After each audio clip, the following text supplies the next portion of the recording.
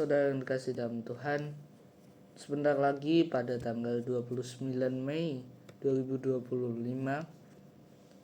hari Kamis, seluruh umat Katolik di seluruh dunia pada tanggal 29 Mei memperingati hari kenaikan Tuhan Yesus, di mana kenaikan Tuhan Yesus ini yang banyak meninggalkan pesan-pesan atau amanat-amanat agung dari Tuhan Yesus kepada para muridnya.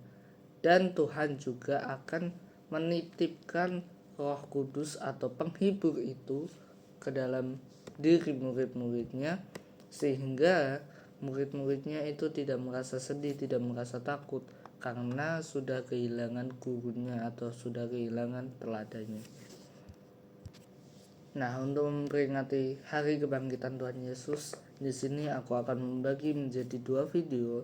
Yang pertama adalah video yang akan kubacakan pada hari ini tentang malam sebelum kebangkitan Tuhan Yesus itu sendiri, dan besok juga aku akan memberikan video renungan terkhusus untuk tanggal 29 Mei itu sendiri. Sebelum kita memulai renungan pada malam hari ini atau pada hari ini, sebelum memperingati hari kenaikan Tuhan Yesus, marilah kita berdoa. Allah Bapa yang Maha Kuasa, terima kasih Bapa atas setiap anugerah-Mu baik secara jasmani maupun rohani yang boleh kami terima Tuhan hingga detik hari ini. Bapa, untuk menantikan perayaan memperingati hari kenaikan Putra-Mu, biarlah kami juga mempersiapkan hati kami Tuhan untuk mendengarkan setiap dari firman-firman-Mu, setiap dari amanat-amanat agung-Mu Tuhan. Biarlah dari setiap apa yang Engkau katakan tidak hanya kami resapkan, tapi juga bisa kami terapkan dalam kehidupan kami sehari-hari.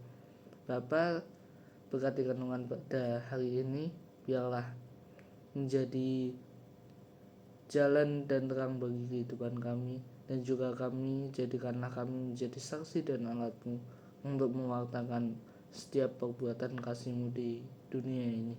Hanya di dalam nama Tuhan Yesus kami berdoa dan mengucap syukur. Haleluya. Amin. Shalom saudara yang dikasih dalam Tuhan. Renungan pada hari ini diambil dari Yohanes pasal yang ke-15 ayat yang ke-9 hingga yang ke-16. Demikianlah firman Tuhan. Perintah supaya saling mengasihi. Seperti Bapa telah mengasihi aku, demikian juga aku telah mengasihi kamu. Tinggallah di dalam kasih-Ku itu. Jikalau kamu menuruti perintah-Ku, kamu akan tinggal di dalam kasih-Ku, seperti aku menuruti perintah Bapa-Ku dan tinggal di dalam kasih-Nya. Semua itu kukatakan padamu supaya sukacita-Ku ada di dalam kamu dan sukacitamu menjadi penuh. Inilah perintah-Ku, yaitu supaya kamu saling mengasihi, seperti aku telah mengasihi kamu. Kamu tidak ada kasih yang lebih besar daripada kasih seorang yang memberikan nyawanya untuk sahabat-sahabatnya. Kamu adalah sahabatku, jikalau kamu berbuat apa yang kuperintahkan padamu. Aku tidak menyebutmu hamba lagi, sebab hamba tidak tahu apa yang diperbuat oleh tuannya, tetapi aku menyebut kamu sahabat, karena aku telah memberitahukan kepada kamu segala sesuatu yang telah kudengar dari Bapa-Ku.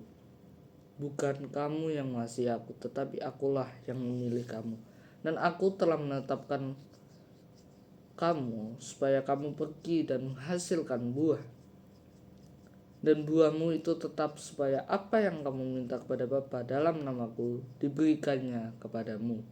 Inilah perintahku kepadamu, kasihilah seseorang akan yang lain. Amin. Saudara yang dikasih dalam Tuhan, perlu kita ingat kembali bahwa Yesus itu adalah penggenapan janji-janji Allah di dalam perjanjian lama. Makanya di dalam Alkitab ada 3 masa: perjanjian lama, perjanjian baru, dan kisah para rasul. Perjanjian lama adalah tentang bagaimana manusia jatuh ke dalam dosa, tetapi manusia masih dapat berinteraksi dengan Tuhan.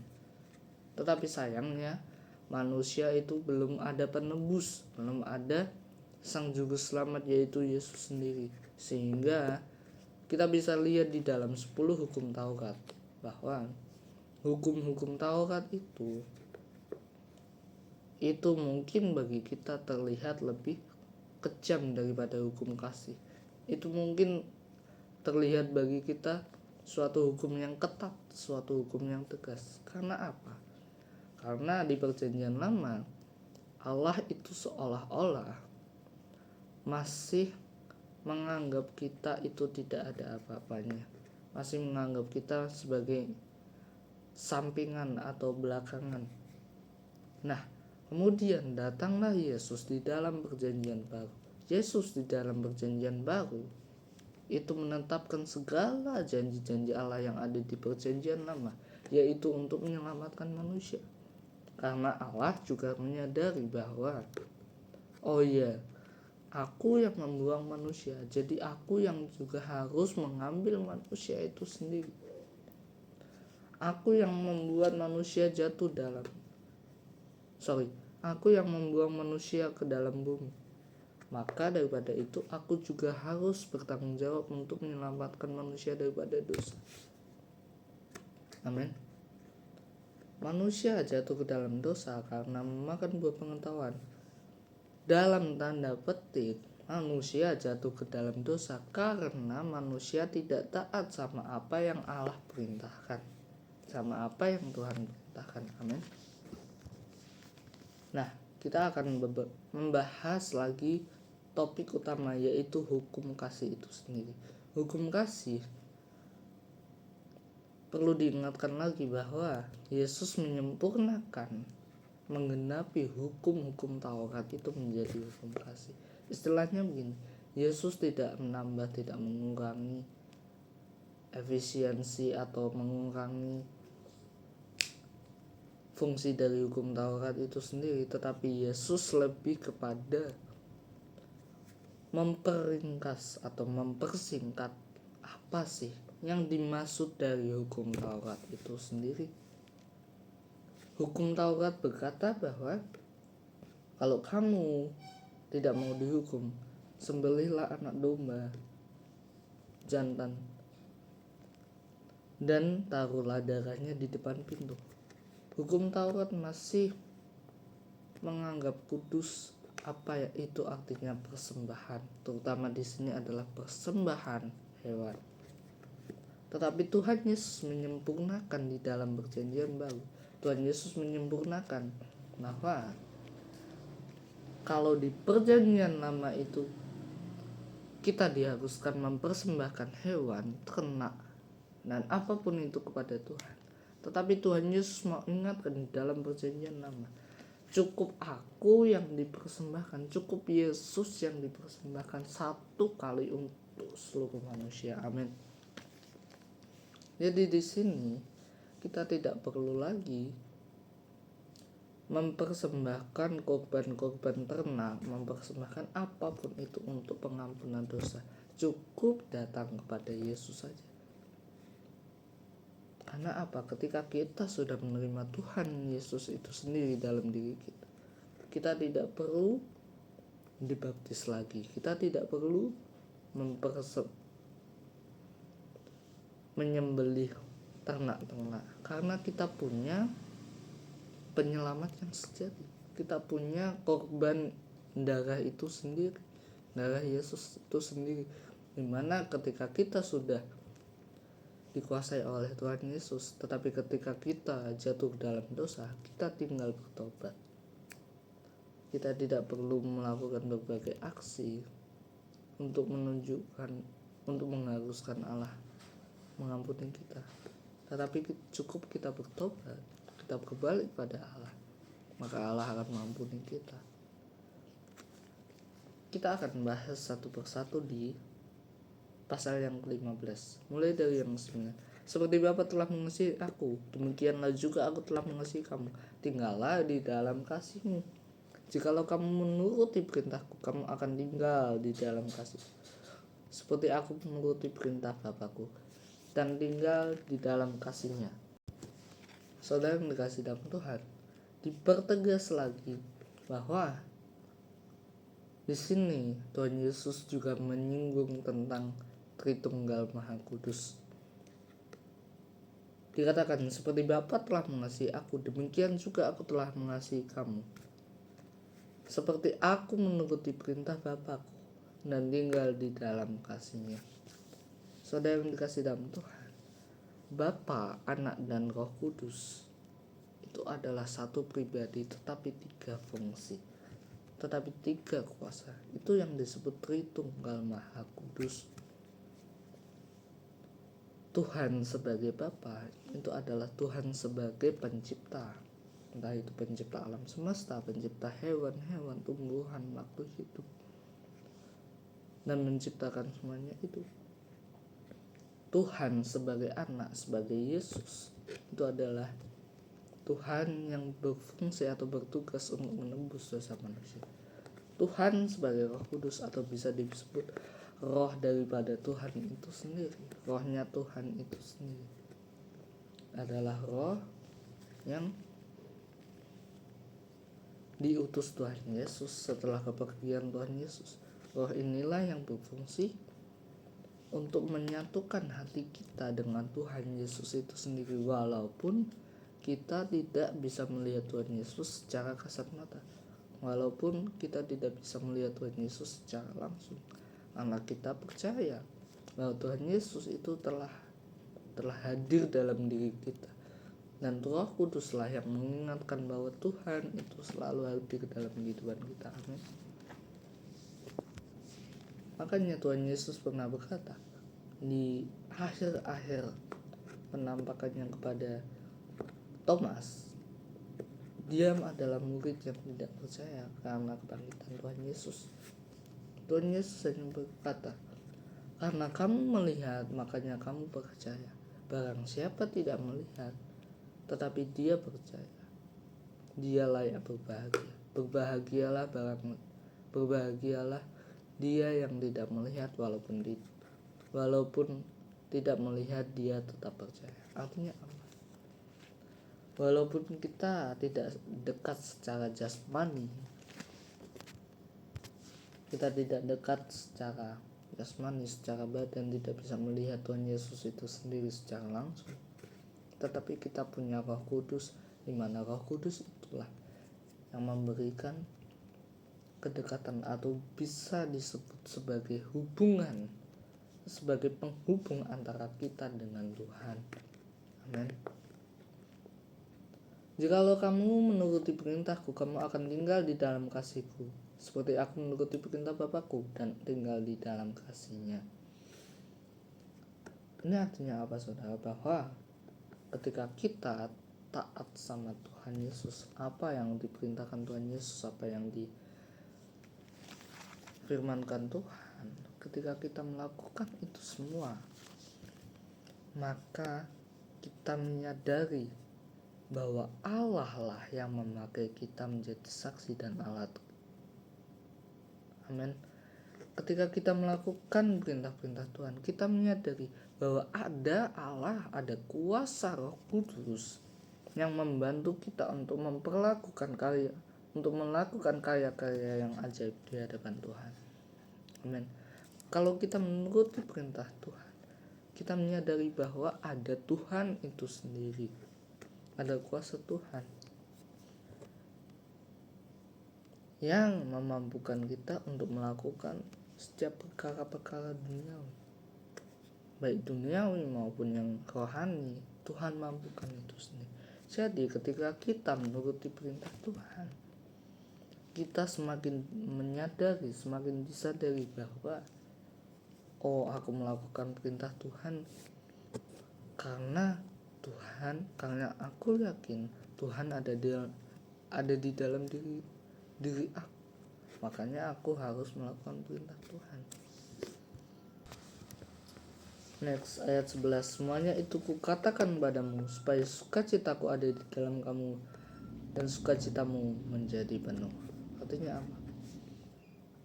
Apa yang diperintahkan Tuhan Yesus, Tuhan itu sendiri pada kita melakukannya dengan sukacita. Amin. Karena ada nas berkata, saudara yang dikasih dalam Tuhan, ada nas yang berkata bahwa lakukanlah semuanya itu hanya untuk Tuhan. Karena apa? Ketika kita melakukannya untuk Tuhan, ada sukacita yang melimpah, ada damai sejahtera yang melimpah yang Tuhan berikan kepada kita. Terlebih di sini kita dimampukan untuk melewati semua perkara-perkara yang kita hadapi, pergumulan-pergumulan kita, masalah-masalah kita. Kita hadapi dengan sukacita karena kita tahu ada Tuhan yang bersama dengan kita. Filipi 4 ayat 13, segala perkara dapat tanggung di dalam Dia yang memberi kekuatan pada kita. Jadi ketika kita sudah tahu, kita tahu ada Tuhan dalam diri kita, oh ada backingannya, makanya kita jadi yakin bahwa Tuhanlah yang memberi kita kekuatan, Tuhanlah yang menguatkan kita, Tuhanlah yang memampukan kita untuk melakukan setiap perkara-perkara yang ajaib. Amin. Ayat yang ke-12, inilah perintahku, yaitu supaya kamu saling mengasihi sama seperti aku telah mengasihi kamu. Amin. Di sini Tuhan Yesus menggenapi hukum Taurat, yaitu hukum kasih. Hukum kasih di sini cukup ada dua. Hukum yang utama, kasihilah Tuhan Allahmu dengan segenap hatimu, dengan segala akal budimu, dengan segenap pikiranmu, pengetahuanmu, tubuhmu, kekuatanmu, dan segenap apapun yang kamu mau, yang kamu punya. Hukum kasih yang kedua, kasihilah sesamamu seperti dirimu sendiri. Amin. Tetapi Tuhan Yesus di sini lebih menegaskan, lebih menggenapi lagi tentang hukum yang kedua, hukum kasih yang kedua, tentang hubungan kita dengan sesama manusia. Tuhan Yesus berkata, supaya kamu saling mengasihi seperti aku telah mengasihi kamu. Jadi ketika kita mengasihi seseorang, kita mengasihi seseorang bukan lagi karena kita mengasihi diri sendiri, tetapi kita mengasihi orang lain juga, terlebih karena Tuhan mengasihi kita terlebih dahulu. Amin. Kenapa Tuhan Yesus bisa berkata seperti itu? Bisa berkata, seperti aku telah mengasihi kamu.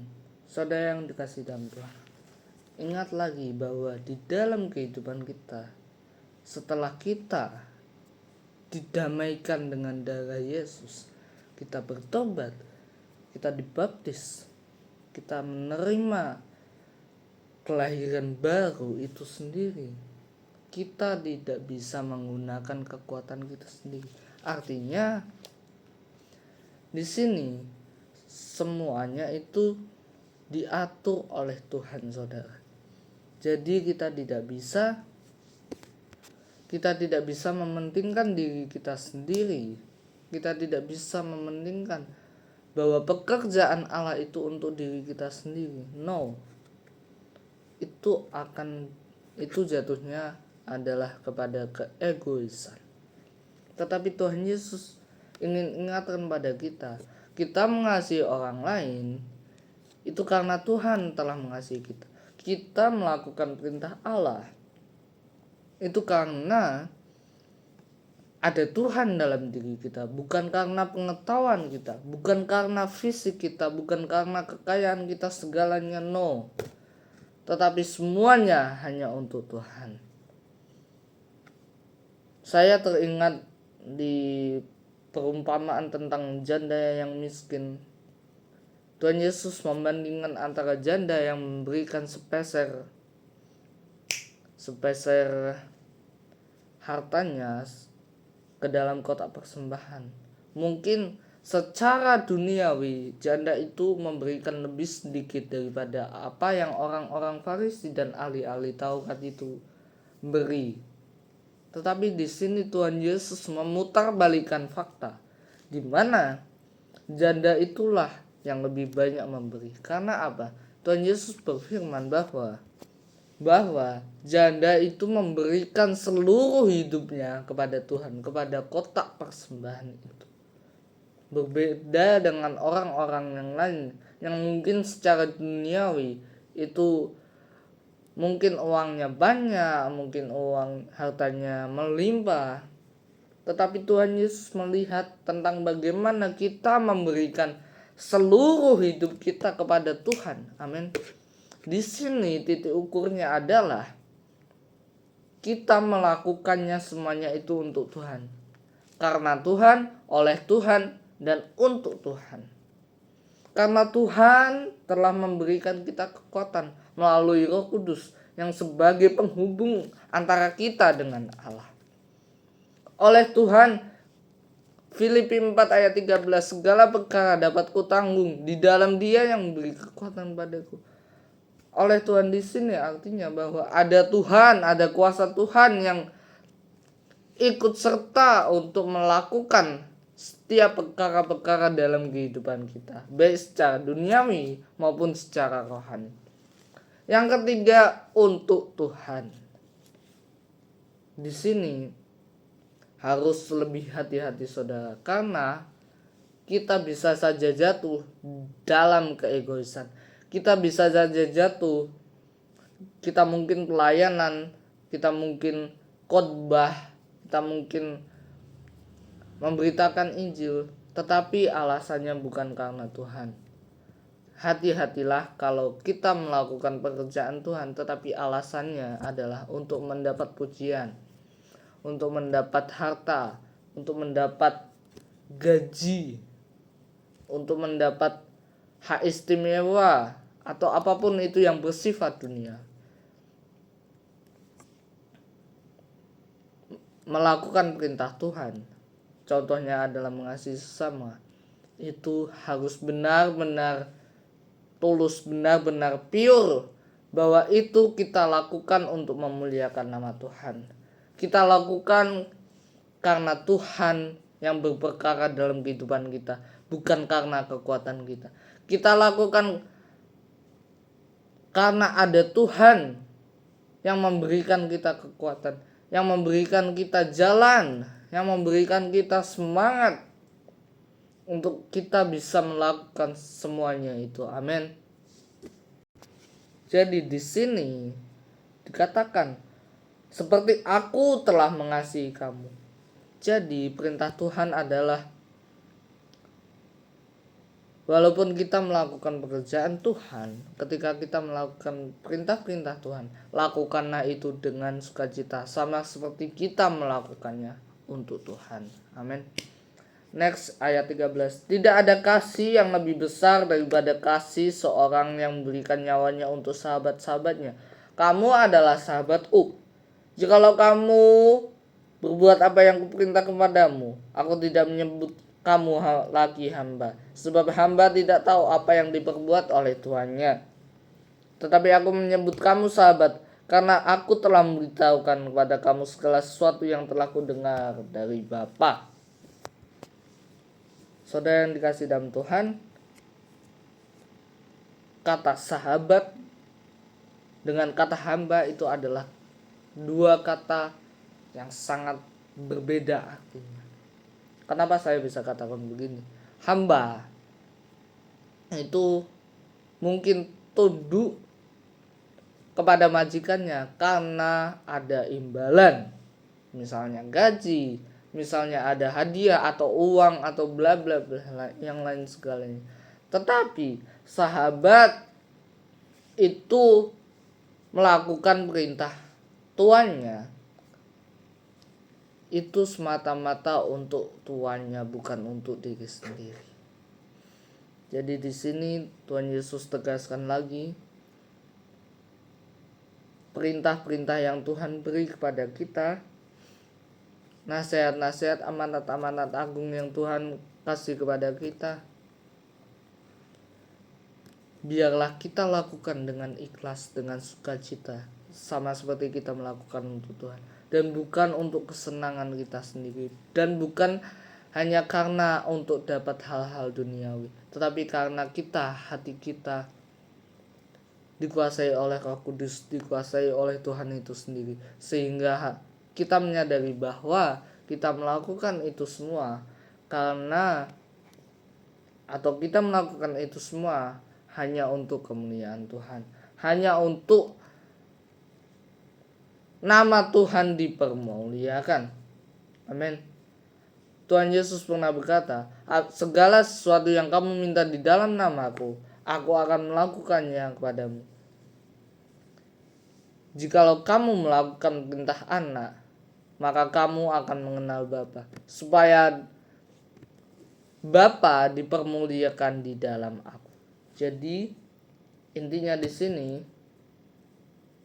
kita melakukan perintah Tuhan karena kita memiliki Tuhan itu sendiri, dan kita melakukannya hanya untuk Tuhan sendiri, tanpa memperdulikan balasan jasmani, tanpa memperdulikan apa yang dunia berikan setelah kita memberikan sesuatu yang rohani. Tidak seimbang saudara, kita memberikan sesuatu yang rohani, kita mengasihi orang lain, kita memberitakan Injil, kita berkhotbah, kita pelayanan, tetapi yang kita terima hanya, yang kita pikirkan hanya duniawi itu sendiri. Amin.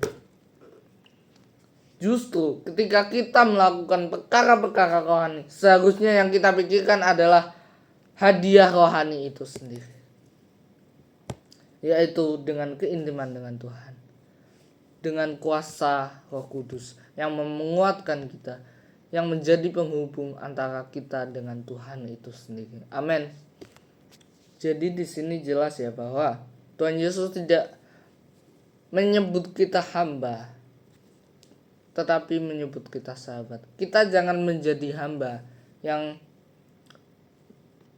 apa-apa harus ada imbalannya, harus ada balasannya. Tetapi kita melakukan itu semua dengan sukacita. Suatu saat juga Tuhan yang akan memberkati kita. Walaupun di dunia ini kita belum menerima berkatnya, tetapi pastikan bahwa kita melakukan perintah Tuhan, dan Tuhan mencatat nama kita di kitab kehidupan, di mana Tuhan memberikan kita surga ketika kita percaya dan taat sampai pada akhirnya. Haleluya. Amin. Next, ayat yang ke-16. Bukan kamu yang memilih aku, tetapi akulah yang memilih kamu. Dan aku telah menetapkan kamu supaya kamu pergi dan menghasilkan buah. Dan buahmu itu tetap, supaya apa yang kamu minta kepada Bapa dalam namaku diberikannya kepadamu. Inilah perintahku kepadamu, kasihlah seorang akan yang lain. Amin.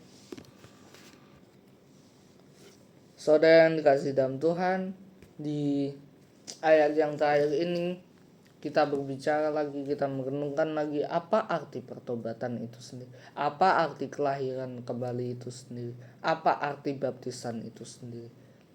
Jangan kita mengikuti Tuhan, jangan kita beribadah, jangan kita berdoa atau membaca Alkitab karena ada paksaan dari orang lain, karena ada balasan secara duniawi. Tetapi di sini dikatakan bukan kamu yang memilih aku, tetapi akulah yang memilih kamu. Bukan kita yang memilih Tuhan, tapi Tuhan yang memilih kita. Sebenarnya kita tidak ada apa-apanya di hadapan Tuhan. Kita seperti debu karena kita telah jatuh ke dalam dosa. Tetapi ketika kita telah mengikuti Tuhan, kita menjadi anak-anak dan sahabat-sahabat Tuhan Yesus itu sendiri. Jadi Tuhan Yesus mau berkata bahwa ketika kita mengalami suatu pertobatan, maknailah pertobatan itu sendiri, maknailah kelahiran baru itu sendiri sebagai tanda Tuhan mempersatukan kita, Tuhan mendamaikan kita dengan darah domba, Tuhan mengangkat kita menjadi anak-anaknya, Tuhan menjadikan kita pemenang lebih dari pemenang. Amin. Jadi jangan sampai kita menganggap pertobatan, kita menganggap baptisan, kita menganggap kelahiran kembali itu sebagai hal duniawi atau sebagai tradisi atau sebagai aturan gereja. Tetapi benar-benar kita menganggap bahwa kelahiran kembali itu sendiri, bahwa pertobatan itu sendiri adalah karena Tuhan, oleh Tuhan, dan untuk Tuhan. Pertobatan karena Tuhan memanggil kita untuk kita berbalik kepada Tuhan, untuk kita bertobat karena kita sudah jatuh terlalu dalam. Oleh Tuhan, Tuhan yang membaptis kita melalui pendeta, melalui orang-orang yang membaptis kita. Tuhan yang memberikan kuasa air dan roh. Tuhan yang memberikan kita kuasa dalam nama Yesus. Karena di sini dikatakan, supaya apa yang kamu minta kepada Bapa dalam namaku, dalam nama Yesus, diberikannya kepadamu. Jadi di sini kita harus memaknai bahwa baptisan itu sendiri, baptisan air dan baptisan Roh Kudus, itu adalah sebagai tanda, sebagai penghubung agar kita didamaikan dengan Tuhan itu sendiri. Kalau di dalam perjanjian lama kita bisa melihat bahwa darah anak domba itulah yang mendamaikan orang Israel sehingga tidak terkena kutukan, tidak terkena malapetaka. Dan anak domba itulah yang digenapi oleh Tuhan Yesus. Makanya Tuhan Yesus lahir di kandang domba. Amin. Tuhan Yesus lahir di kandang domba bukan semata-mata karena Maria tidak dapat tempat. Ya, Maria tidak dapat tempat. Tetapi apa yang dinubuatkan para nabi di dalam perjanjian lama, Tuhan Yesus genapi di dalam perjanjian baru. Amin. Saudara yang dikasih dalam Tuhan, jangan sampai kita seperti ahli Taurat, orang-orang Farisi, orang-orang Yahudi yang menantikan Mesias justru karena bentuknya, justru karena mereka menantikan seorang raja yang benar-benar raja, yang kaya, yang megah, yang berani, yang duduk di istana. No, kita jangan menganggap pekerjaan rohani itu sebagai hal duniawi. Kita jangan melakukan pekerjaan rohani karena dapat balasan, karena kita mengharapkan balasan duniawi.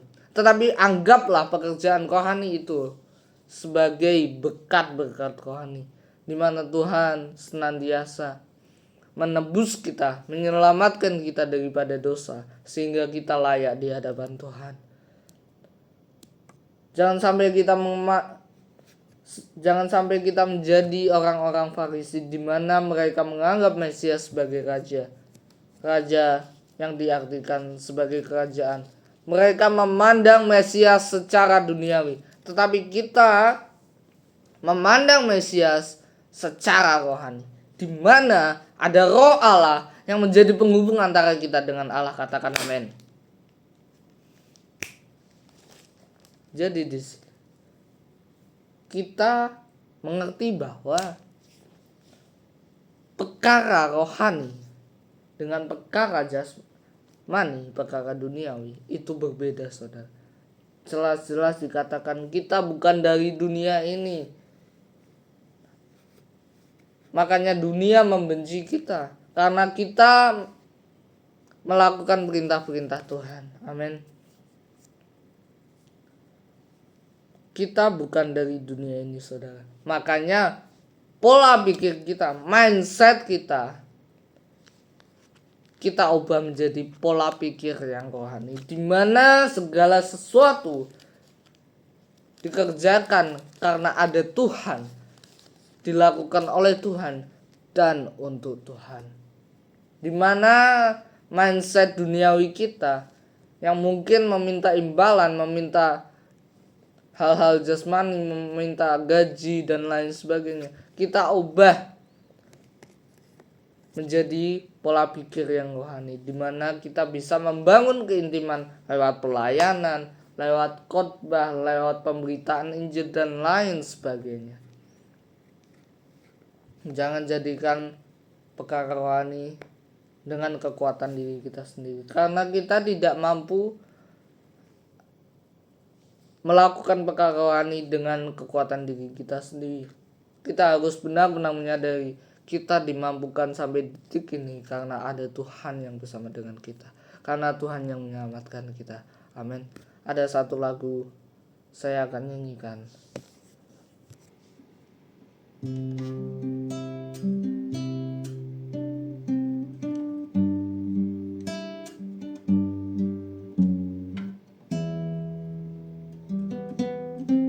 Haleluya, terima kasih Tuhan Yesus. Karena kasih-Mu kami menyadari bahwa ada Engkau bersama dalam diri kami Tuhan. Amin.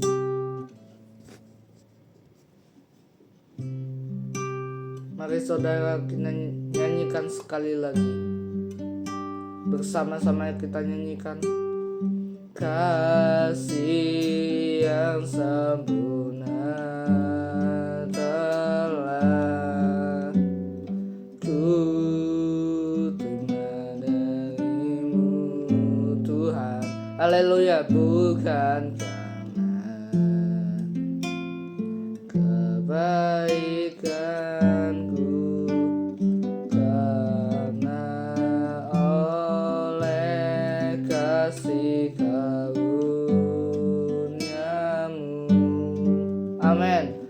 Kau pulihkan aku, layakkanku untuk dapat memanggilmu Bapa. Kau yang ku minta saat ku mencari, ku mendapatkan. Amin. Ku ketuk pintumu dan kau bukakan, sebab kau Bapa-Ku, Bapa yang kekal. Bahkan kau biarkan aku melanggarnya sendirian. Kau selalu ada bagiku, sebab kau Bapa-Ku, Bapa yang kekal. Terima kasih Bapa.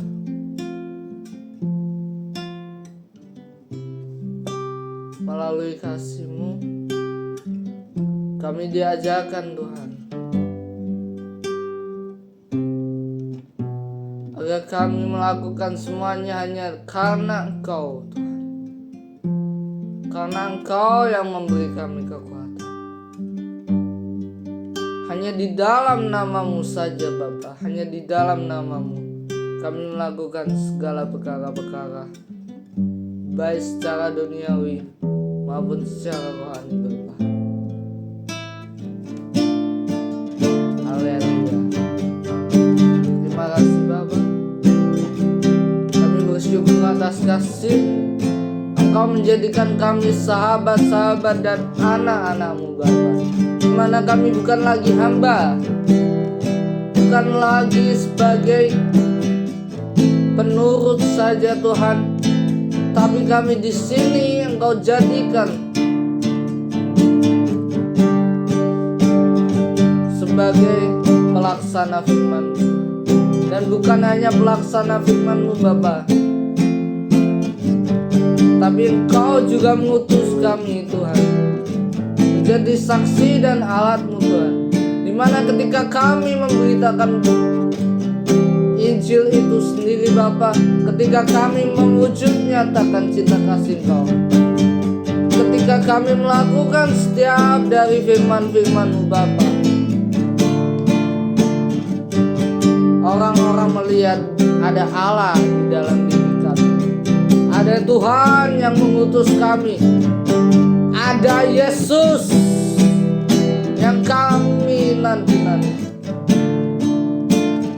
ada Yesus yang menguasai kami Bapa. Mari kita berdoa dalam hati saudara.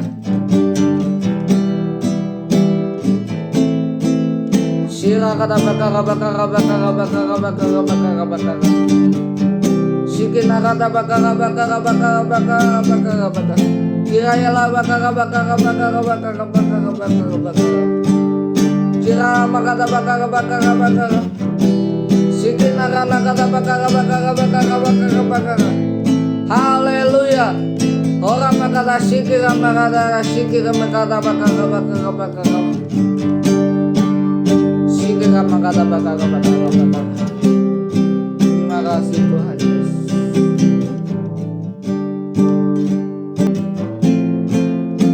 Mari kita berdoa untuk menutup renungan hari ini.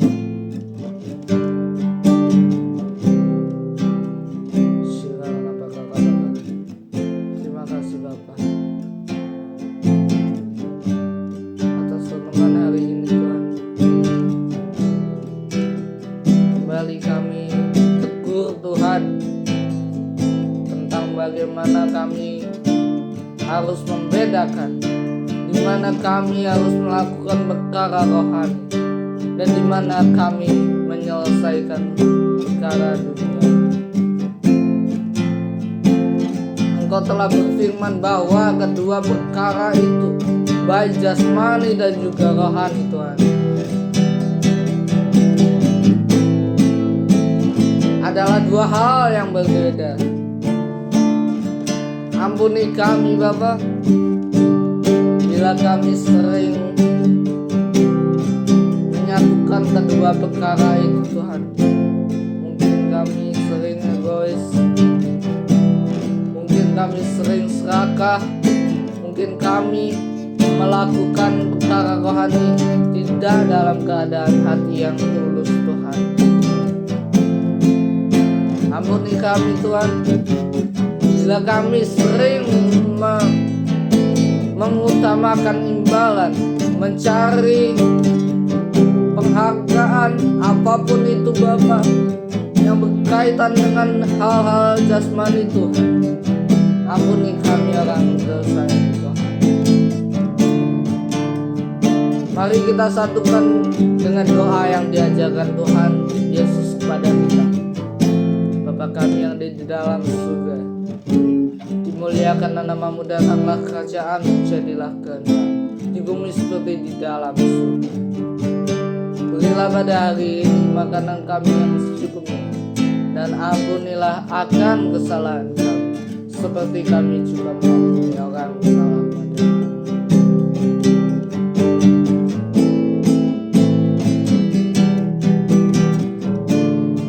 Karena hanya Engkaulah yang punya kekuasaan, kemuliaan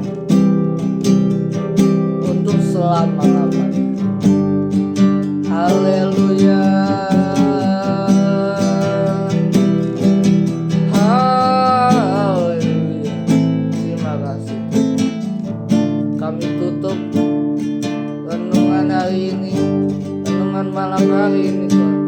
Biarlah Engkau terus menyertai kami, Engkau yang bergumul dalam kehidupan kami Tuhan. Engkau yang menguatkan kami untuk melakukan setiap perkara-perkara yang ada dalam kehidupan kami. Karena kami percaya Roh Kudus-Mu Tuhan sebagai penengah,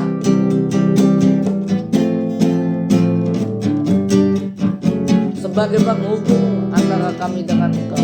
Dengan Roh Kudus itulah kami bisa memahami isi hati Engkau.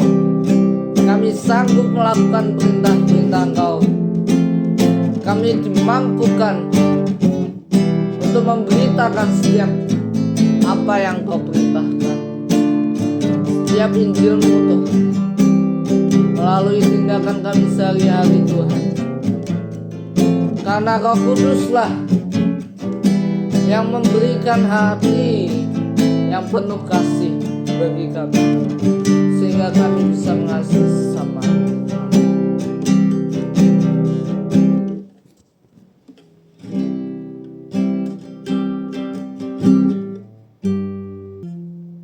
Betapa ku menyadari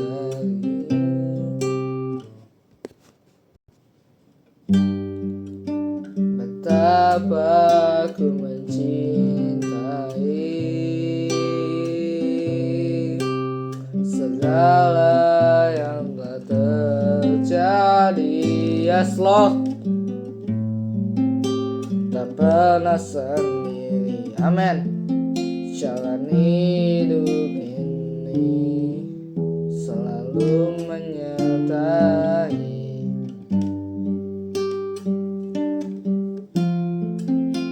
Betapa ku menyadari, haleluya, di dalam hidupku ini memberi jangan terbaik oleh karena kasih.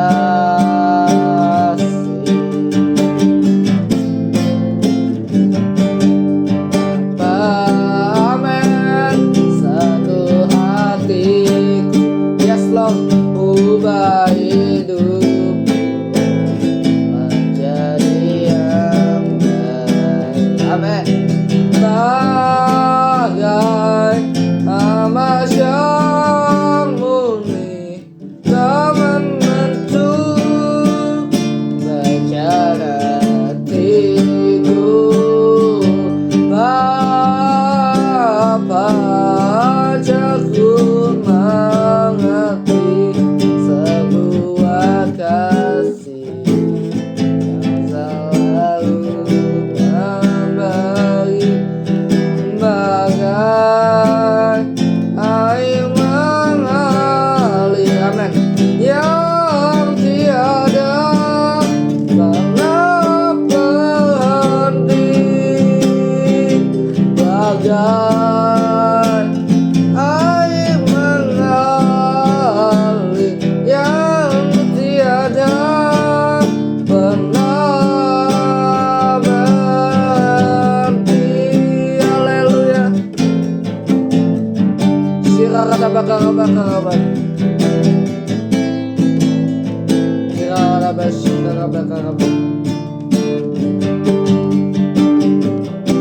Sirakata bakar. Sirangana bakar. Kiraya bakar. Orang makada sikira makada bakar. Haleluya.